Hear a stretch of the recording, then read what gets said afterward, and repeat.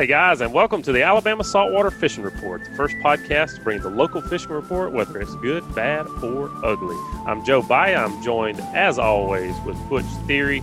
Butch, man, howdy. How'd that last weekend of snapper season go for you?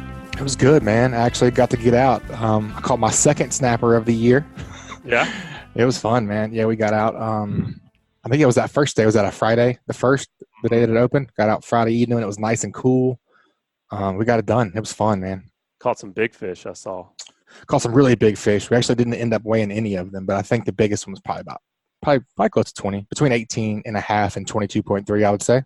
It's amazing the grade of red snapper that are off of Alabama's coast. I mean, just compared to what you and I grew up, and everybody grew up fishing, where you maybe would catch one fish over 15 pounds, a day. And that was and you were doing something. That was a real, notable fish. And now it almost seems like, golly, I bet you that average is somewhere in the 11 to 12 pound range, if not bigger, Yeah.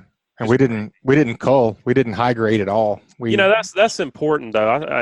I told you that via text message when you sent me those pictures, but I commend you for doing that. A lot of folks, they want to grade out and get the biggest possible fish they can. And again, I'm not bashing anybody. I just think when you're bringing fish up from depths like that, it's really important that really just take the first fish you catch. You throwing those fish back, a lot of them are going to die. Why? And yeah, exactly. You catch one 20-pounder and one 2-pounder, you still got an 11-pound average. Man, we made some. I did that math before the show, though. I didn't know. That's good. That's pretty quick on the fly.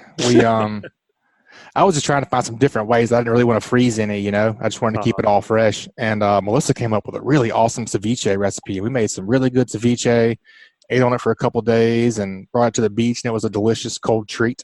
Yeah. And she made some West Indies salad with it. That did not last very long. Sounds like a winner. Really good, man. Really good. Nothing like fresh fish. Agreed. Nothing like it. Well, man, where are we going to go first this week? Let's get that fishing report. Yeah, man. Let's head on down to Captain Patric Garmeson, see what's going on the Inshore, see where he's been and what he's been up to. What you doing today, buddy? How are you?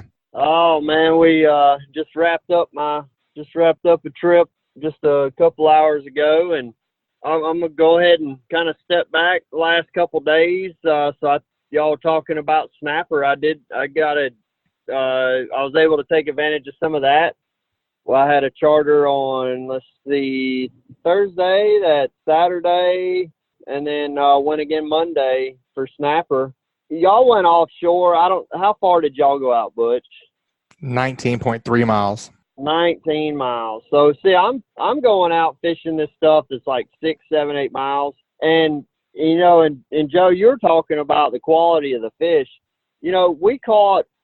We probably would catch about 20 or 30 fish each day.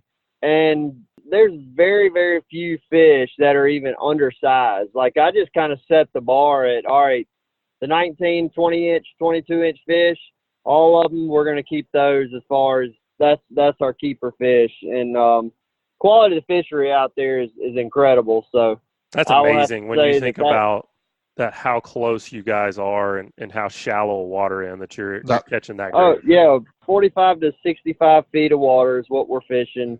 It's nice. It's easy. It's a quick run out there. We can catch some nice fish, and it makes customers happy for sure. Well, I think it was actually you talking about those same inshore public reefs. It's been, maybe like the beginning of snapper season. You were talking about, well, it was a little bit later, but you were talking about those fish hanging a little bit off the reef. Wasn't that you? Yeah. So did y'all find that to be accurate again? Because we did. That's why we caught every single fish over 15 to 18 pounds that we caught. We actually were circling around and staying off the wreck more because there was no doubt that's where the bigger fish were. Oh, there's times when we're 15, 20 feet, 30 feet away from the pyramids, maybe even as far as 30 yards away from the pyramids, where the school of fish is congregated. So I mean, when I go to a number, I just circle it until I find that school of fish and fish that school. I don't fish the structure. Yeah, that's what we were doing too. And that's the key component to utilizing your electronics to really back in the day, you just went and it's like, all right, well, here's the spot, so I'm just going to do my best to hold on the spot. When in fact the school is kind of meandering around, but in general is going to hold to one area of the structure or a quadrant of the structure, and really focusing on that school of fish. And then a lot of times I'll drive around that pyramid and I'll see small blips on the screen and a lot of fish, or the smaller snapper, and then you go to the opposite side of it, and then all of a sudden you start seeing bigger, your bigger marks, fewer fish, but bigger marks, and that's where you're, as far as in the inshore stuff, you're catching your 10, 15, even as much as 20-pound fish. Patric, you talked about electronics, and I know you're pretty skilled with your side vision. Are you able to use that feature when you're bottom fishing out there in that deep of water, or is that really more of a shallow water thing? No, it is certainly it is a huge advantage using that side scan. So when I'm on a school of fish, I'm gonna set. I use my fish finder. I have a quadrant with my GPS so I can see where the spot is. Then I use my side scan and my down vision. And using that down vision, I can know what's directly under the boat. But using the side vision, you can see if the school is kind of meandering a little bit more to your right or a little bit more to your left. And I'm out there using my trolling motor, so I don't have to pull an anchor up or anything. I can just hit that jog feature on my remote button. I may hit it 3 clicks to the left because I see more fish to my left, and then all of a sudden we're catching fish again. Both components are huge to doing this reef fishing. Well, what about the true inshore side of things? What's up with speckled trout, redfish, flounder, tripletail? What's the word? I've been kind of digging in on some redfish here lately. There's a lot of areas that were real hot for me back in the spring that I started checking on just out of just curiosity, and a lot of my spring areas in like creeks and bayous and stuff that had really dried up earlier in the summer are starting to hold a lot of redfish again. And I mean, going in there and might be 8 or 10 or as many as 20 fish in a creek now. So that's, it kind of feels like these fish are starting to trend a little bit towards their fall areas. Obviously it's not fall, but it's, that's kind of what some of the red fishing trends are. The trout, there's still some that I've been catching out around like the rigs and Middle Bay Light and the range markers and stuff like that. That's a real timing. That's a real timing issue, or not really an issue, but trying to catch that tide change just perfect seems to be the key to success on those structures, because if you can get there right as that tide starts moving, whether it's switching or whatever, that seems to be when the better bites are happening. And a lot of that I've been doing with live shrimp and slip cork methods. But then as far as the redfish, I've been doing a lot more using like bull minnows and pogies and mullet minnows and stuff like that. It's been a heck of a lot easier to key in on your redfish with those little minnow baits than it has been with shrimp. When you're rigging those bull minnows and those pogies for redfish, what's your go-to? Are you just doing a Carolina rig? Are you putting them under a popping cork? What's your method? Yeah, most of it's been popping cork and fishing shallow water, fishing areas where there's some wood along the shoreline, or there's some rocks, or even around dock pilings and old busted up wharfs and stuff. There are still some catfish and stuff that'll bother your minnow bait, but not near as bad as your shrimp. And the good thing is like a bull minnow, shoot, sometimes you can have 3 or 4 catfish pull on it and snag on it, and then next thing you know, a redfish finds it and he eats it. Whereas a shrimp, a lot of times you can get 2 or 3 little bumps from a catfish or a croaker and you lose your shrimp.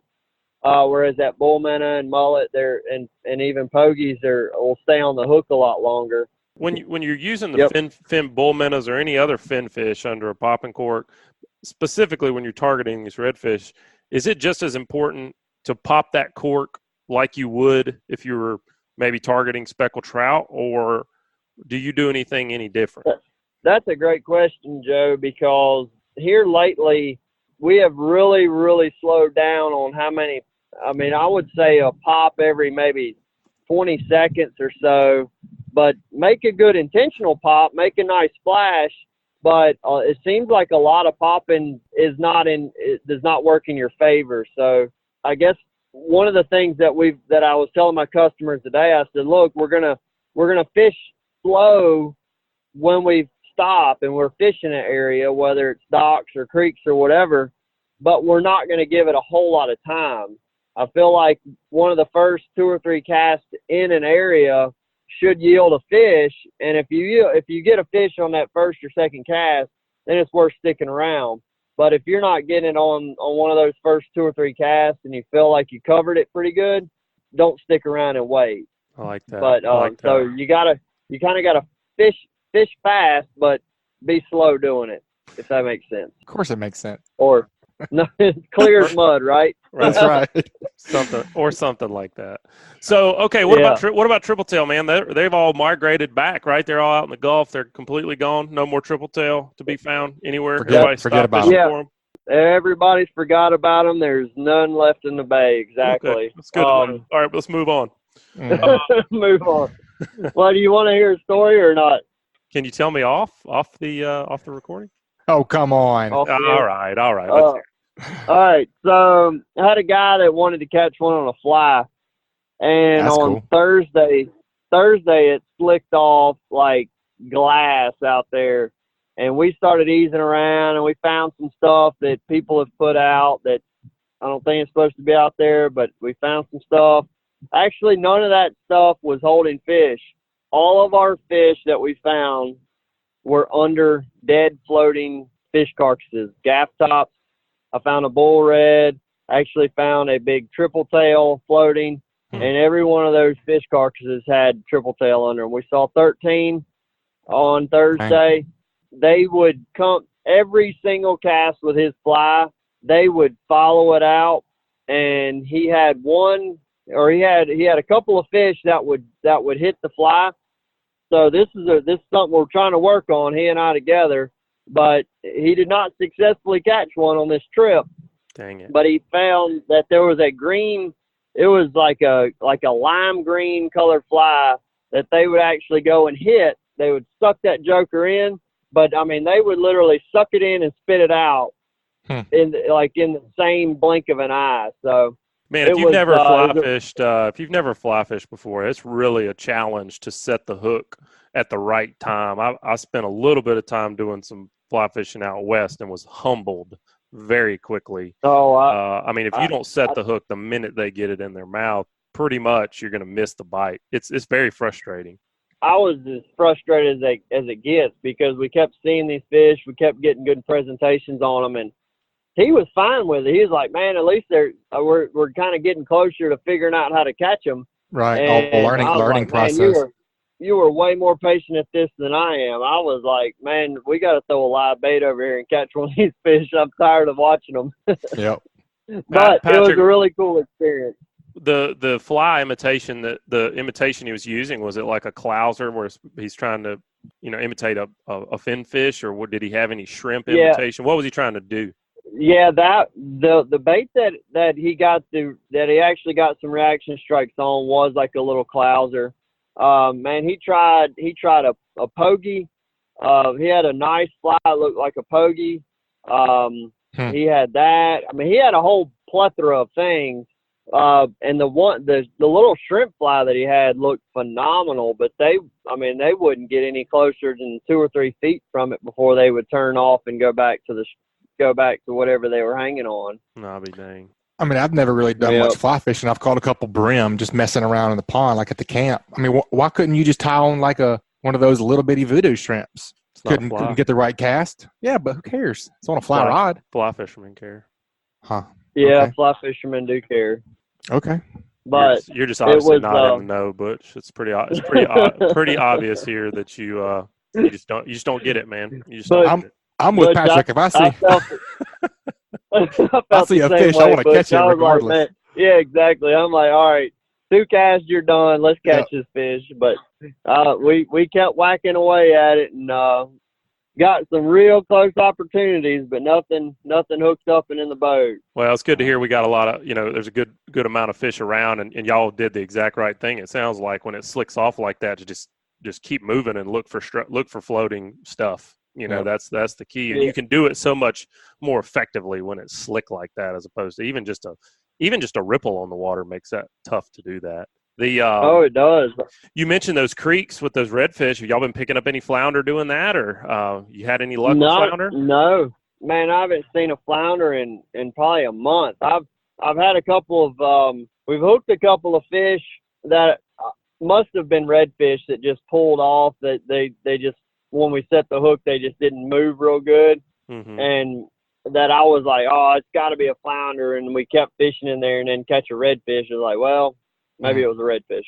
Yeah. But no, we haven't done much. My dad does a little bit of fishing, or a good bit of fishing up on the causeway, fishing the seawalls and stuff. And he's his last few trips have been sadly zeros. But he's a glutton for punishment when it comes to those flounders. He loves grinding it out for them. Patrick, I've been watching the satellite tags on those tarpon, and a lot of those fish just skip Mobile Bay completely and have moved their way over to Louisiana. But, I mean, this is the time of year when you start to see some of those fish running up the bay, and you spend a lot of time over on the eastern shore where a lot of those fish kind of frequent on their way up and making their loop through the bay. Have you noticed any tarpon rolling or anything like that? I saw a couple of fish that blew up real big, and there was nothing continuous after that, like jacks or bull reds. But I stopped and was intentional to look and see if I could see one roll or anything like that. But I can't say that I can confirm that I've seen any yet. Mm-hmm. Well, you just never know this time of year. There's so many different things going on. Well, I can't wait to hear what your inshore tip is going to be this week, Patrick. I know you do a lot of different types of fishing. Butch, who's bringing us an inshore tip? Yes, sir. This week's inshore tip is brought to us by Killer Doc. That's who I went fishing with, snapper fishing with Jay from Killer Doc. Man, that, like you were saying, that I was really impressed with his bottom machine on that boat, man. The side scan and everything. I mean, you could watch your lead and your bait go down on the screen. Yeah. Anyways, unrelated. As anglers, we put a lot of time, money, and passion into fishing, but most of us don't have a fish cleaning station that we are proud of. Many of us are suffering from dock dysfunction. A rotten table with rusty metal, this is just no good. But the dock enhancement that we've been waiting for is finally here. Killer Dock uses marine-grade aluminum to make fabulous fish cleaning tables and stunning canopies that will keep us out of the sun. Killer Dock combines durability, function, and design to uniquely upgrade your entire dock experience. Visit killerdock.com to see more. What you think about an inshore tip this week, Captain Patrick? Well, guys, I think about it a lot, about how a lot of our listeners and a lot of people out there that are always hungry for information are the same guys that are out there only been able to get to implement it on the weekends, Saturdays and Sundays and stuff. And there's a lot of things that happen like on the weekends for, whether it's, people, a line at the bait shop, a line at the boat ramp, you get to where you were planning on fishing and there's 4 boats there. A lot of things that could kind of frustrate an angler who's waited for the last 5, 6, 7 days to be able to put his boat in the water and go catch a fish.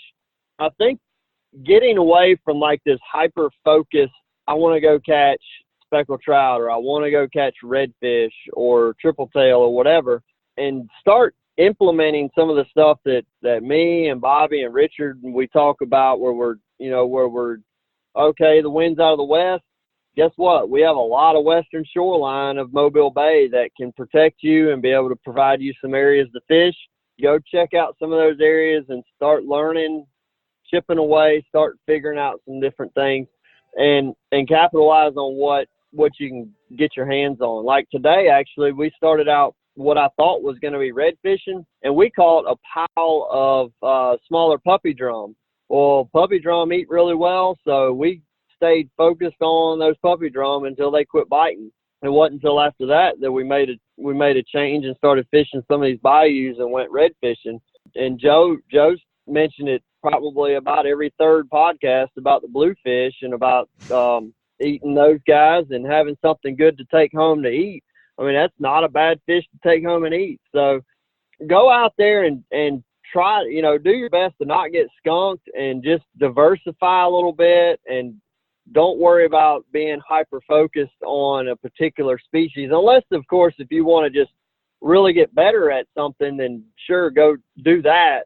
But as far as bringing some fish home and having a good weekend, then that's my strategy. And I just want to say that I kind of empathize with our weekend warriors, that y'all got a lot of stuff up against you, stacked against you, to having a good day on Saturday, because there's so many more people out there trying to do the same thing you are. So, well, and you got to go when you got to go. New. You got to go when you got to Exactly. go. You get 2 days. We don't get 7 like you guys get. If you get a rain out or whatever, it's not the end of the world. You got to fish whenever you can fish. So you're going to have to deal with whatever moon, whatever tide, whatever wind, whatever. That's right. That's a great tip. And it's also important to remember what you're talking about, Patrick. If you're taking somebody that's new to fishing, don't let you can burn them out really quickly. Yeah, just let it, just especially with kids, or if you're trying to get, your spouse into it, just take them out and just keep the rod bending and enjoy yourself, and don't worry about it so much. And also, I am single-handedly trying to eradicate the bluefish population from this area. Delicious to eat. Oh, they were good, man. Very good. I like the tactic, Joe. Yeah. Well, Patrick, as always, buddy, great report. Thanks for bringing it to us, and keeping an eye on things in Mobile Bay on the inshore side of things. If folks want to get in touch with you and see what you've got left going into the summer, going into fall fishing, how do they get in touch with you? Well, you can shoot me a text or give me a call at 251-747-1554. You can go to my website, uglyfishing.com. If you want to know what my calendar looks like, you can just click the Book Now button. It's not a commitment. Book Now does not mean you got to buy a trip. Just click Book Now. It's going to take you to my Fishing Chaos booking page, and you can see my calendar as it stands, the open dates, the book dates, and all that. We've got a lot of availability towards the end of this month. And then September is a fantastic month for getting out and catching redfish, going near shore, going for cobia, possibly some king. Hopefully those guys will show up eventually. But I do a lot of different things. Big Spanish, speckled trout fishing gets good. So, those that don't want to get after the crowds, and September is a pretty light month for the amount of crowds on the water. So we can target a lot of different things. Yeah, and folks, if y'all get a chance, you need to go over to Patrick's website and get subscribed to his email newsletter as well. I really enjoy the emails you put out, Patrick, giving kind of your report of what you've been doing specifically. And also, it's a great way when you've got some unexpected availability. That's typically how you get in touch with folks and let them know. And so if you're interested in taking inshore fishing trips and that kind of thing, it's a great opportunity for you to just be on the ready in case Patrick has a trip open up. Patrick, as always, buddy, thanks for the report. We'll check back in with you soon. Stay safe out there. We'll talk to you again here shortly. All right. Thanks a lot, guys. See you, Patrick. Butch, I like what Patrick was saying, but what do you do when you get out there on the weekends and there's all these different options, right? There's all these different fish to catch, and you still can't catch any of them. Yeah. Are you talking about me personally, or is that just a general question? I am being very specific about you. Like you boost cruise, obviously. You go get Angelo. Right. You go get Angelo, and you hit the Angelo's where to eat spots. That's Angelo, right. what's the Saturday cocktail of the week? Yep. Guaranteed. How about you? I don't fish anymore, man. I have an 18-month-old. That's true. This is my weekly foray onto the waters right here. Living vicariously through our guys. That's right. That's exactly right. On Saturdays and Sundays, I listen to this podcast. Yeah. And I just sit in a dark room and listen to it. Yeah, just pretend. Pretend you're fishing. That's right. Hey, whatever you got to do, man. Hey, man. Seasons of life. That's right. Well, speaking of doing things you can do with an 18-month-old, one of the things that I have grown to really love, early on in my fishing career, I was very focused on inshore, and then I moved offshore and wanted to be, big game fisherman and doing that all the time. But I've really grown to love surf fishing and some of the onshore opportunities that are especially good for kids because you can stop at any time. It's not a big investment. You're not filling a boat up with gas. You're not having to, well, I take that back. You do have to lug a lot of crap to the beach when you have kids. But it's a great way to introduce kids. If they've got a short attention span, you can keep fishing while they go build a sandcastle. So let's go get the onshore report. Who we got this week? And let's head on down and see what he might probably been on a kayak, or there's no telling what he's been doing. What you say there, Captain Scott Kennedy, Whistling Waters? What you been up to, bud? What's up, guys? I tell you, we have done a little bit of everything this week. It just seems like since that little storm we had a couple weeks ago, just every kind of fishing has been good. We started the week off doing a little wade fishing along the beaches, chasing after some speckled trout, and of course, that was kind of surprising how good of a bite we got onto. It was a real early bite, so it died off by 8 o'clock. It was kind of set and done, but, from sunrise to then, I mean, it was nonstop trout action, right there, right at the first break of day. We even actually got some slot reds in close to the beach. So that was always nice. Scott, I love when you talk dirty to me. Joe likes the wade fishing. You throwing top waters or fishing? Yep. I always start with top water. I throw top water as long as I can.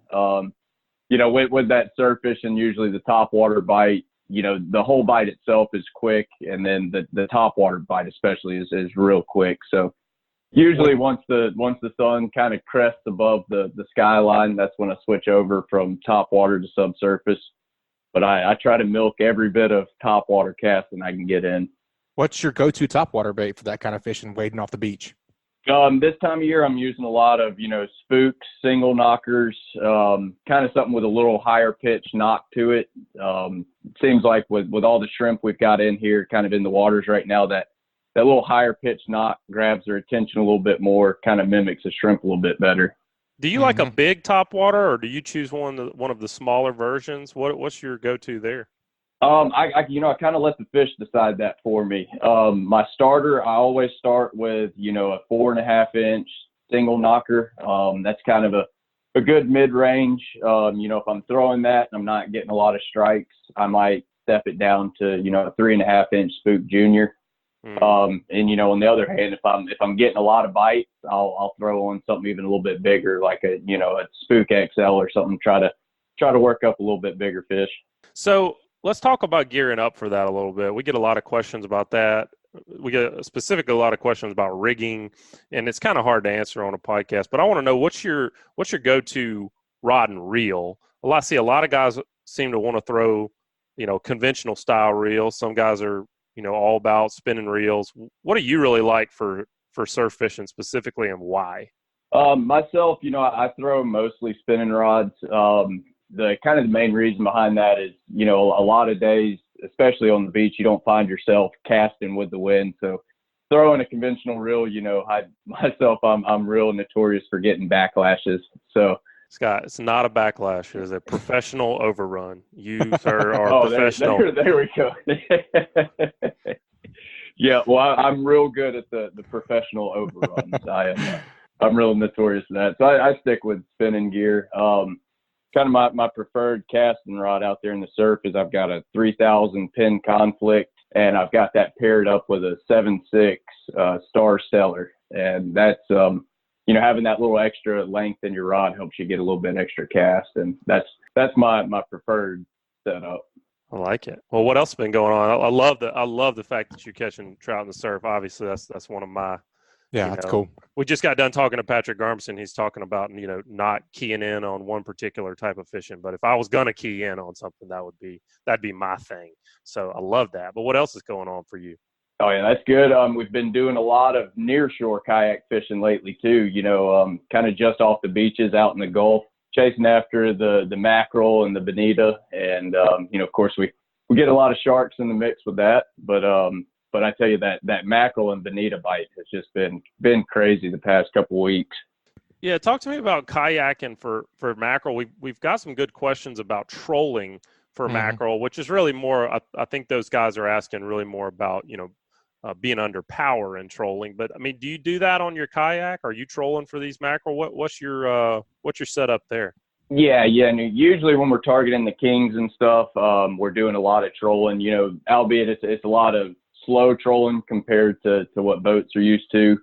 At the fastest we might be going 3.5 knots while we're trolling. Kind of what I like to do is I like to get a fresh live bait, whether it be a live mullet or live thread fin or something, and I'll throw that out behind me on just a little live bait stinger rig, and I'll just slow troll that. And having that live bait and being trolling at such a slow speed, helps you still get good action. Really kind of grabs the attention of those mackerel and brings them up. You seen any tarpon from the kayak over there near shore? You been doing anything like that? I tell you. Oh yeah, it's the tarpon have slowed down considerably from what we were getting 2 or 3 weeks ago. We're still seeing some singles and some doubles rolling through, but really nothing like we were seeing a couple weeks ago. You mentioned trolling for those mackerel, and a lot of times we would keep our drag set a little bit lighter when we're trolling. Do you have to do that on the kayak to take up some of that initial bite, or are you able to just kind of keep your drag set the way you would normally have it? I usually loosen my drag up a little bit, just so the fish can run with it some. With that being said though, you don't have to loosen your drag much at all. If the fish grabs it, at most it'll kind of turn your kayak. You don't have to worry about them blowing up your gear or anything though like that. Well, so mackerel on the near shore side, specks in the surf. You've been doing any surf fishing, doing any pompano or anything like that?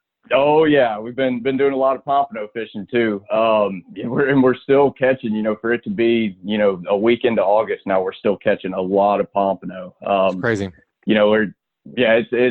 It feels like we're back in the spring months again, back in, April.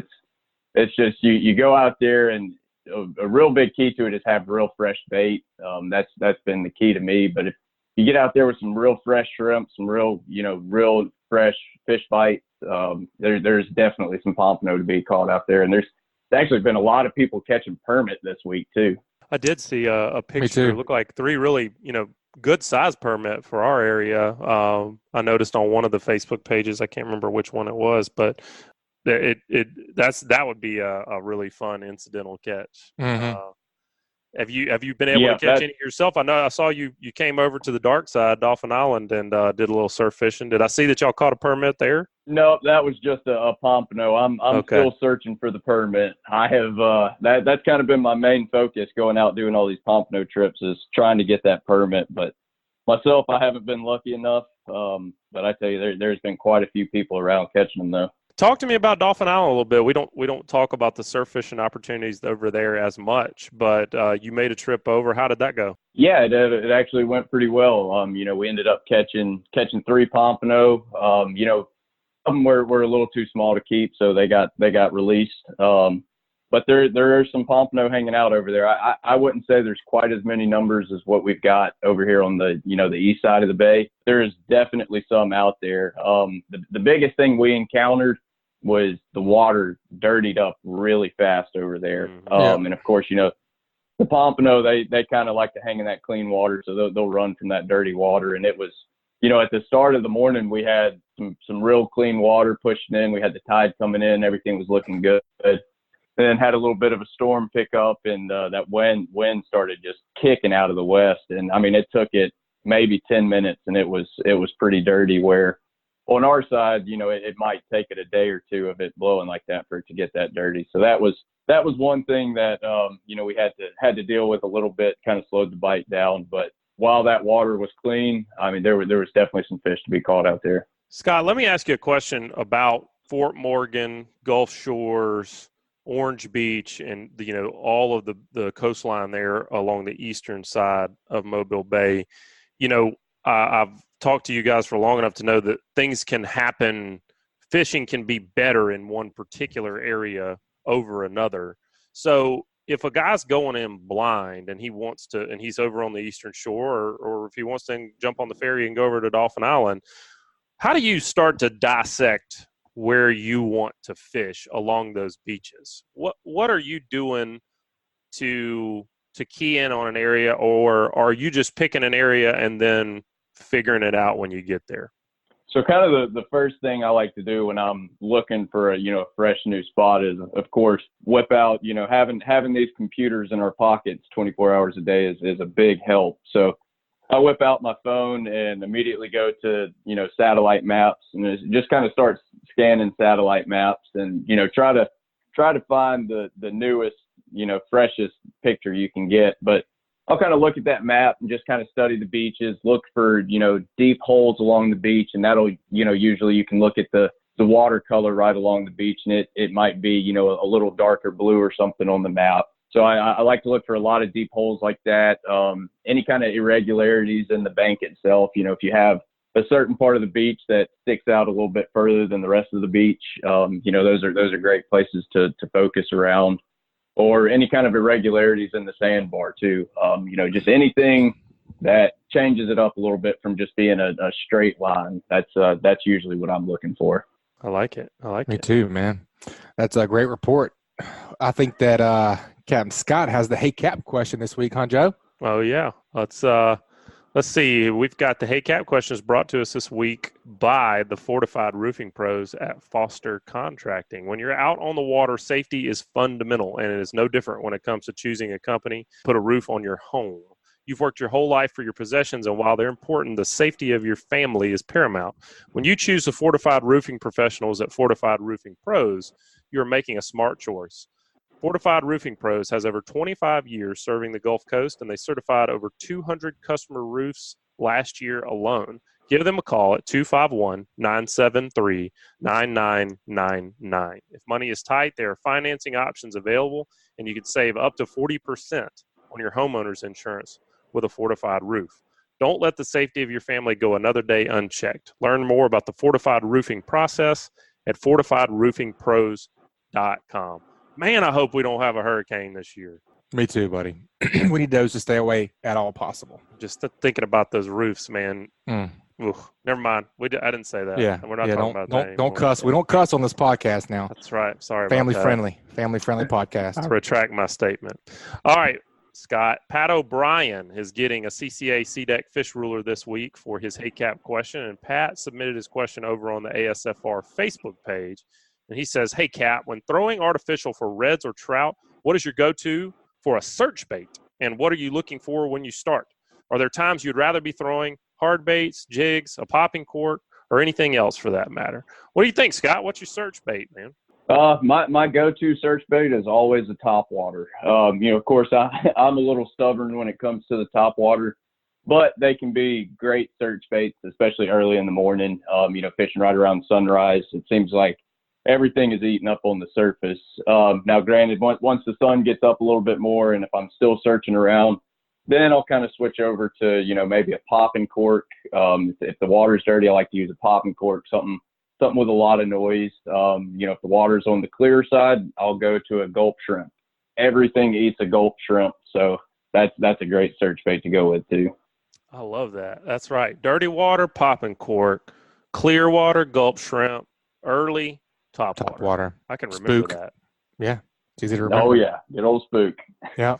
All right, folks. Well, y'all be sure to send us your Hey Cap questions at alabamabestfishingreport.com for your chance to win. Scott, thanks for being with us, man. If folks want to book a kayak fishing trip, a shore-based fishing trip, a surf fishing trip, how do they get in touch with you? Yeah, you can shoot me an email at kayaking.kennedy@gmail.com, or if you want to check out our website at whistlinwaters.com. All right, Joe. I like that name, Whistling Waters. It just sounds stealthy from a kayak. Moccasins. I like it. Hey, you got to put on your moccasins when you're being stealthy. That's for sure. That's a fact. We've already established that on this show. Agreed. All right, man. Let's get the offshore report. We're going to head on down to Captain Skipper Theory with the escape with Captain Mike's deep sea fishing out of Dauphin Island, Alabama. How we doing today, Captain Skipper? What's going on, guys? Not much, all man. Good. Skipper, how you feeling about the end of red snapper season as we know it so far for 2019? How'd your season wrap up? It was good. Stayed really busy. Man, had a lot of bad weather this year between hurricanes and tropical storms, but all in all good. A lot of nice fish. Skipper, you're 38 this year, and you've been fishing for red snapper for probably 34 of those years. So, yeah, that's pretty close. Probably more than that. What would you say, man? Where would you say that the fishery's at? From what you've seen in your lifetime, where are we right now? Is it the best it's ever been? No, it was the best it's ever been probably 5 years ago. Okay. It's still pretty dang good. You know, it just seemed like a few years ago, every fish was 10 or 15 pounds. Mm-hmm. But it's almost like it's getting more back to normal. You know, we just get a good mix of sizes, which is healthy for the fishery, right. You know, and I think it's pretty solid, man. Yeah. So maybe it is the best it's ever been with regards to sustainability. And it does seem like a few years ago when the fish were just crazy big and we had no days that, I don't know, it didn't seem like there was as many of the other fish around. We used to catch a lot more variety. Are you starting to see some variety show back up in your bottom fishing trips, or is it still just super red snapper dominated? We had a good dab of beeliners today. Beeliners are just okay this week. Last week they were on fire. I've been catching a lot of triggerfish and releasing them. Triggerfish have really made a comeback the last 2 or 3 years. You know, I think you just had the year of the oil spill where the fishery was closed for a whole year, you know, mm-hmm. and that was tremendous. You know, the next couple of years after that, and you had the record short seasons on top of that. So it was just kind of, and I think we just had a couple of really strong year classes of fish too there, like 2000, would that have been like 12, 13, 14. It was just unreal as far as the size of the fish. I think there's just so many people fishing right now. Everybody's doing well. The economy's doing well. And there's just so many people just crushing them. So, which is great. And I think the guys are doing a really, really good job at managing the fishery. And the snapper check's a big deal. That's the reason the guys got five extra days this year by using the snapper check. I just think there's so much pressure on them right now. Yeah, I mean, the economy's good. Fishing's good. You know, people are making money. And they want to go fishing, which is the name of the game, you know? God bless America. That's what I say. That's right. America. Right. Well, Roll Tide. You know, that trigger fishing release is that's a tough deal. But this week we had amberjack open back up, and so that's a good thing. It's always good to see some donkeys on the deck again. Skipper, let's talk about amberjack a little bit. We've been starting to get a good many questions. I think folks are wanting to target them. Where do you like to go if you're a recreational guy and you've got some public numbers, you've got rigs? Where do you focus if you're fishing public stuff and you really want to target amberjack? And when you focus in on those places, what do you look for when you're there to tell you if you think you're seeing amberjack? I remember when I was working for you years and years ago, you'd always say, "It looks like some amberjack on this spot." So tell me how you knew that. Amberjack are traditionally, I mean, you can catch a few on smaller places, but mostly they're going to be on your very biggest wreck. They like the high relief wrecks, and just on your fish finder, they're going to generally be further up in the water and just more individual, bigger blips on your fish finder, I would say. And there's just no experience for staring at your bottom machine 200 days a year either. There's no substitute for that. Right. Fishing all those snapper and then going for beeliner, you just kind of pick them out individually. You start to recognize what's what, I'm sure. So it sounds like what I'm hearing, if I'm hearing you correctly, is if a guy's wanting to maybe kind of plan his day, he needs to think about, you know, the bigger artificial reefs that he knows are there. He needs to think about bigger like oil platforms and that type of thing. A little deeper, I would say, right? Yeah. Do you look for anything with regards to water depth? You can catch some in a little closer, but normally at least 100 foot for amberjack would be a minimum. But a lot of times we fish them in 200 or 300 feet of water. Just amberjack are tricky, man. They move around a lot, and that typically out a little further than you would start for snapper fishing. Yes, they are tricky. Did you see where Captain Bobby Walker over there on Summer Breeze 2 caught that state record a couple days ago? I just saw that this afternoon. Was it 133 or something like that? Yeah. Can you imagine fighting that fish? Man. No, I don't want to ever. Who would want to do that? I would be so upset if that fish bit my line. Right. poor guy last year, we caught one that was like a little over 100, was the biggest one we'd ever got. And I didn't think he was ever going to get it. I was worried about the guy. I can't imagine. You can't come back from fighting that thing. That's amazing. No. That's amazing. That's just an amazing fish. When they get that big, they just look like a dinosaur. It's crazy. Any fish of any species, when you see, if you've seen a state record, you've seen a record fish, they don't. Yeah. They're like, what is that now? That's just so weird, strange looking, so much larger than the rest. And that was cool. Congrats to that guy. That was a heck of a catch. That's quite an accomplishment. So Skipper, we're talking. We got back to amberjack. I'm going to slowly extract all this knowledge out of you. We've got bigger reefs, oil platforms. We're looking for typically deeper water. We're looking for those bigger blips higher up in the water column. Let's talk about bait a little bit. I know we've caught them on big croakers and big pinfish, but sometimes it seems like you really need to have some prime bait. What do you look for if you're going to do a day of amberjack fishing? What's your focus? I mean, do you just got to have live bait? What do you really like to deploy when you're going after those jacks? Yeah, live bait is a must. Hardtails are hard to beat. Just a good hand-sized hardtail or a little bigger. Man, there's nothing that is alive that I think an amberjack won't eat. Yeah, I'm with you on that. Man, those, especially a bigger jack, they just eat everything. Big old live bonita. I mean, it can be a 10. You just, for normal jack fishing, it's going to be a hand-sized bait or bigger, 8, 10-inch live bait.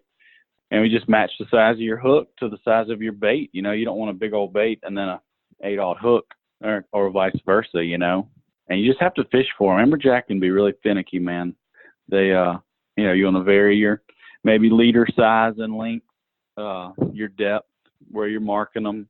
It's just a little more fishing. And some days they eat everything, and some days you go right back and they eat nothing. I think they're all female or something. They're finicky. They don't know what they like.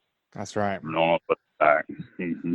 All right, so we've found some amberjack. We're on a spot. We're on a platform. We believe we've got some fish located. Somebody hooks up with a fish. Now what? What are we going to do to keep that bite going? We talked with Bobby last week about shutting the bite down on speckled trout when you're fishing structure, and that always seemed to happen to us. If we would lose the first couple of fish when we were fishing for amberjack, it was like done. The bite was done. So what do you do if you want to try to get your limit? What's your go-to tactics there? Yeah, you just want to keep them going. You want to get 2 or 3 on. Just have your little rotation going. Keep one going. Don't lose one, like you said, because there can be hundreds down there, and you lose a couple, and I guess they tell the rest of them what's going on. Because they'll really shut off. I believe it.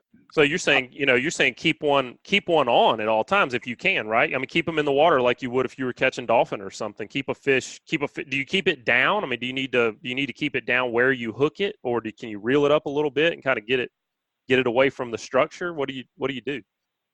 That's tricky. Just I just say keep it tight. Trying to get back in the structure, So you can't just let them sit there. You just have to, like you say, keep it tight and get you another one on real quick, I would say.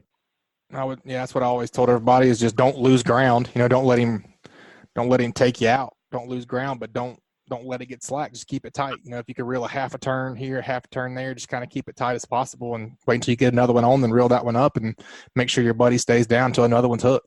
That's a big deal with the amberjack for sure. If he takes a little line, you take it back, and it almost sounds like an assembly line. You just, as one fish gets close to being in, you should have had by that time. If you've got a good deckhand or good anglers, you should have another bait down and hopefully have another fish hooked on. Go ahead and bring that first one on. So sounds like you need to have 2 or 3 fish on at a time, really. It's possible to do well. If possible.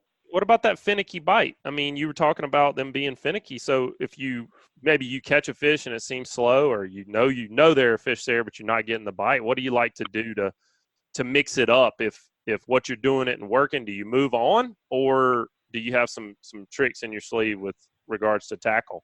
Sometimes you can throw a jig down there and stir them up, a couple of jigs, or you can just like with any other fish that's being finicky, scale down a little bit. Lengthen your leader. That kind of thing. Or it's possible, somebody just left there and you just need to move on. Mm-hmm. Some days we cover a heck of a lot of ground to find jacks that are cooperating, as you know. Yes, sir. Absolutely. Well, I'm glad to see it back open. That's a fun fish, and it's always a crowd pleaser for sure. What's in store for you for the rest of the year, man? Now that snapper season's out, what are you guys going to be targeting day in and day out? And guys, we get to the end of the summer and go into the fall. We've got a good many 12-hour trips, scamp, amberjack, beeliner, king, that kind of thing, and then a lot of 2 and 3 day trips for tuna. Been some dolphins still. Yellowfin have been okay, I think, but as it gets a little later, that water cools off a little bit. That's my favorite time to go tuna fishing. So looking forward to getting offshore. We've been married to these snapper for 60 days. Looking forward to ranging out, getting some tunas, getting on some scamp. Stretch your legs a little bit. Stretch your legs, burn some fuel. Let the big dog eat. Mm-hmm. Looked like your dad had a couple of good trips on the Lady Ann in blue water. Looked like they've been bringing in some good tuna and dolphin. Y'all started to see any wahoo show their face yet? It seems like what is that? We always get that push of blue water that shows up there just south of the island, and it seems like you start to catch a few wahoo there pretty close. I mean, 14, 15 miles off the island. You started to catch any fish on your fast trollers yet? No, the water is still pretty rivery. Not pretty. Pretty not Until pretty. you get out. I think blue water was still around 100 miles, but man, it should be pushing back in. We always say it pushes out until the rodeo, 3rd week of July, which is past, and it's time for it to turn around and come back in. It's just traditionally year in, year out, come the middle of August, 1st of September, like Joe was saying, we get some pretty water and catch a wahoo here and there. And blue water. The blue water bug back going. I love fishing in September and October for blue water. It's definitely my favorite time of year. I'm excited about our trip with you. Joe and I booked a trip with you end of October. Hope the weather's okay. Looking forward to that for sure.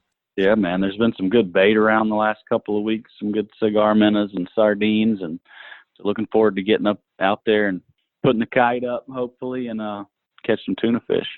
I like it. Sounds good. I'm getting excited. It's going to be a good end of the summer and a good fall. Well, Skipper, I wish you guys luck. We're going into doing some different kind of fishing.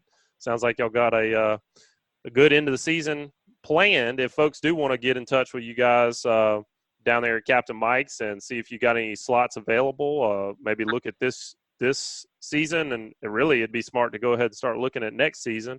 What's the best way for them to get in touch with you? Just give Miss Ann a call at 251-861-5302. I think there's a couple of weekends left, and then next year, pick your weekend for next spring. It books up quickly. Thank goodness the last few years, especially the fall season, man. It's just a good time, and I like the spring too. So yeah, I don't know why I like the fall so much better than spring for some reason. I just love it. It's cooling down. I guess probably because it's been 112 degrees for about 5 months. I know why I like the fall better. Tell us, Joe, please. Well, it's because you can be blue water fishing and watching college football on Skipper's TV in his boat. Yep. And smoke a butt on the green egg. Mm-hmm. And then you can get off the boat and go gig a 8-point that afternoon. That's what I like about it. Yeah, me too, buddy. All right, Big Skipper. Well, thanks, man. We sure do always appreciate you being on with us and sharing some of your vast knowledge of the fish of the Gulf of Mexico. We'll look forward to having you on again, buddy. Stay safe out there, okay? All right, guys. Appreciate it. Standing by. Keep whacking them. Well, Butchie boy, that's going to wrap it up, buddy. What'd you learn? Good show this week, man. I can't say that I learned anything per se because I just know everything. Right, you know it all. As you know. Right. I just think this week was a great reminder of stick and move. Be an opportunistic fisherman. It's going to be the time of year where, Captain Patric says it's kind of transitioning into a fall pattern. I think it's probably the very early, it's still super hot outside, the very early stages of things changing. Fish are moving up, going into the tributaries, canals, and things like that. But just be ready for everything. Make sure you have all your tackle on and don't be stuck on one thing. I think all of our guys pretty much said that this week. Don't be stuck on one species. Just make sure you can capitalize on whatever's biting, whatever that may be, and get you some fish in the box and get you some tug. Tug's the drug. I think you bring up a good point, and I agree with you. It's at this time of year, every species that we like to target as recreational anglers is here. Mm-hmm. It's here off the Alabama Gulf Coast. There's nothing that's going to come in the winter that's, not here right now. So being ready and being prepared, but also not being stubborn and saying, I'm going to go to this spot because it's my spot. Don't be scared to change it up. Yeah, look at those conditions, especially like Patrick said. I think he hit the nail on the head. Look at those conditions. If you got 1 or 2 days to fish, check your wind direction. Right. Don't be scared. Make sure you're going to be set up for the best chance to put some fish in the box. Head there. Be ready for what opportunities the good Lord gives you, and make it happen. Have fun out there, man. That's what I learned. I agree. I like it, man. All right, folks. That's going to wrap it up this week. As always, please subscribe, rate, and review on whatever podcatcher you listen to. Butch, what's your go-to? I listen on iTunes. What do you listen on? I listen on iTunes, and also like the direct link, like from Facebook. Mm-hmm. So just depends on what I'm doing that day. Yeah, we appreciate it, guys. We appreciate all the reviews. If you get a minute and you can help us out, head on over to wherever you listen and give us a review. It really helps us out, and we really enjoy reading them. We try to read them every week before the show. It gets us pumped up. We love to hear from you. And if you want us to send you that show each week, just go over to our website at greatdaysoutdoors.com and put in /ASFR. And it'll take you to a page where you can shoot us your email address, and we'll send you the new show each week. Another great show this week. We appreciate you guys, and make sure to tune in next week. You guys keep whacking them. This week's Alabama Saltwater Fishing Report has been brought to you by Hilton's Real-Time Navigator, bringing you the highest quality online satellite fishing chart since 2004. Your source for sea temps, altimetry, currents, and watercolor at hiltonsoffshore.com.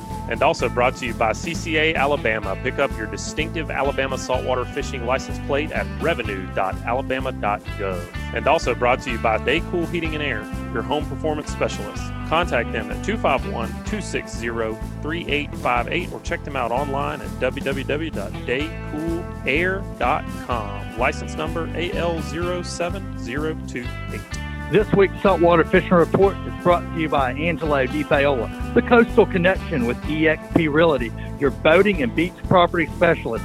Check me out on Facebook at Angelo DiPaola Realtor, the Coastal Connection, or call me direct at 850-287-3440. Also brought to you by Geico. Call Ron Davis, Geico agent at 251-445-0053 or visit him online at geico.com/mobile-al. This week's Alabama Saltwater Fishing Report was brought to you by me, Joe Baya, and National Land Realty. If I can help you in any way with the purchase or sale of land in Alabama or Florida, whether it's timberland, farmland, recreational land like hunting land, or even agricultural land or ranch land like horse farm, drop me a message at jbaya@nationalland.com. That's JBAYA@nationalland.com.